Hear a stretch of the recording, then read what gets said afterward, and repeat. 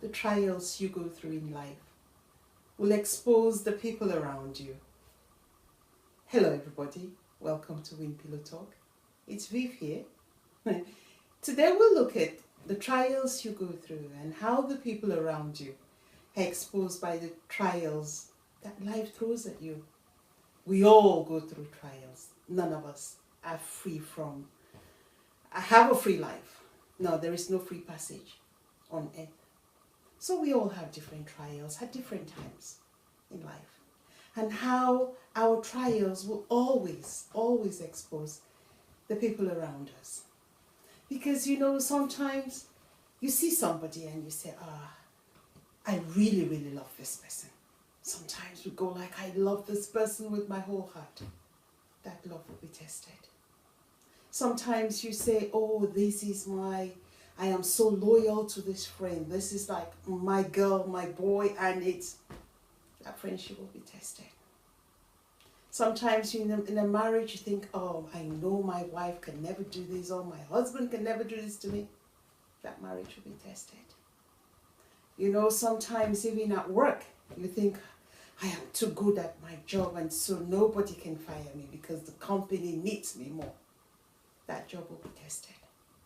You see, we all have different tests that life throws at us. But the good thing is, in that process, you will learn about the people who you thought were your best friends, were loyal to you, will be there for you 24/7. In the process, sometimes you'll think, I could have given my arm for you. I could have gone the mile for you because I love you that much. But when trials come, they usually test us. As I said in previous videos, I had my fair share of trials and I still continue to do. When I lost my job and everything, and everybody around me was tested. In that process, I actually saw the way I was treated by the people around me. I realized, wow, these were the same people I probably died for a few of them. But now I know differently. Do I then, because they did that to me, do I then go in unforgiveness? Oh yes, I used to. When that happened years ago, I was so angry. And so you see, I caged myself in with unforgiveness because what they changed me by holding them to ransom or thinking I will revenge. So you take the power of the Most High God from helping you. And so you cage yourself in. And sometimes you sit there and you pray, you fast, and you go to all night with a huge level of unforgiveness. And your prayers ain't going anywhere, they ain't passing the ceiling. You come back the same way. Day in, day out, you're still in at the same position. Why? Because you've caged yourself with something. Because those tests are supposed to take you to another level, as well as show you the people around you, so you then know.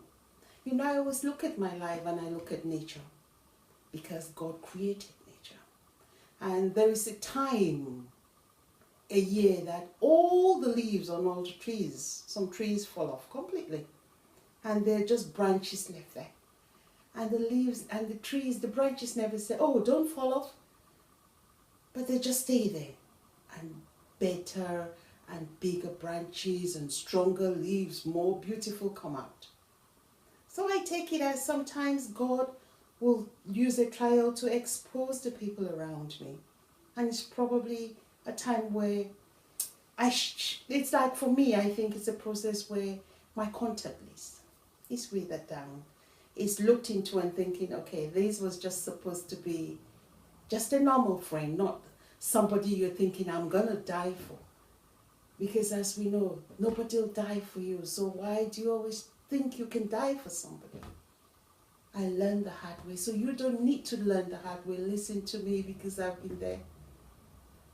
Always look up to God. And when the trials come, look at it as a point of you moving to the next level, because those trials are there to redirect your steps. They are there to test whatever you think you have in you. If you think you have love, it'll be tested. And so when your friend betrays you, what do? Do you then go in unforgiveness, or do you say, you know what? I never thought you would do that to me. I'll share you why I came into that conclusion. I read in my manual of life where Jesus had told Peter, when he said he was going to be killed and on the third day he would rise up again. What happened was Peter said, oh no, everybody may run away. I will definitely not run. I will die with you. I will fight for you. And he said something. He said, before the cock crows twice, you would have refused me 3 times. And Peter said, definitely not. I can't. I will definitely. You see, Peter was relying on his flesh. Oh, so I cut a long story short. Jesus was captured. He was tried. He went. Peter followed, but from a distance. And he went in a company where Jesus was there, from a distance. And the people there challenged him and said, I thought you were with this. He said, no, I don't know that guy. The second time, he changed companies this time, as most of us do. You go in one friendship and then you run to another trying to belong. The second time he's trying to belong, what happened? Same question came up. Are you sure you were not with Jesus? He said, no, I don't know that guy. And the third time, this time was a maid in the palace. It was not even a king. It was not a queen. It was not a princess. It was a maid in the palace that came and said, I thought you. He said no. And he started, the Bible says, he started swearing. And then the cock crowed. And he remembered that Jesus had told him, before the cock crowed twice, you would have refused me 3 times. And he wept bitterly. He became the powerful rock that we all today read the words and follow. So sometimes in life, you saw how the test of Jesus tested Peter around him. That's how your test will always test those around you. But Jesus never turned his back away from him, but actually loved him more. So how many tests around you that you tend to love the people? How many tests around you that exposes the lives of people, their hearts, their true hearts for you? And you turn around and you say, you know what?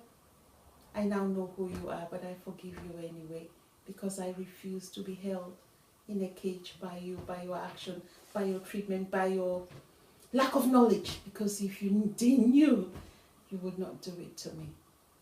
But you see, we all want to revenge. We all want to fight our own fights, and by so doing lose most of the time. Not only are you holding yourself in a cage, but holding your future in a cage. When you allow the leaves fall and the new leaves grow, the harvest is always bigger and better. So sometimes some friends will go and bigger and stronger friends will come in your life. Have the discernment to discern the right people when they show up in your life. Every test is there to test me and you.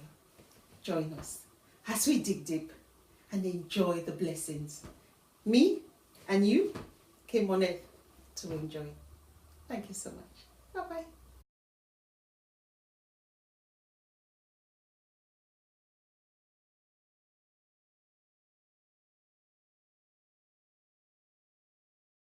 Stay with us.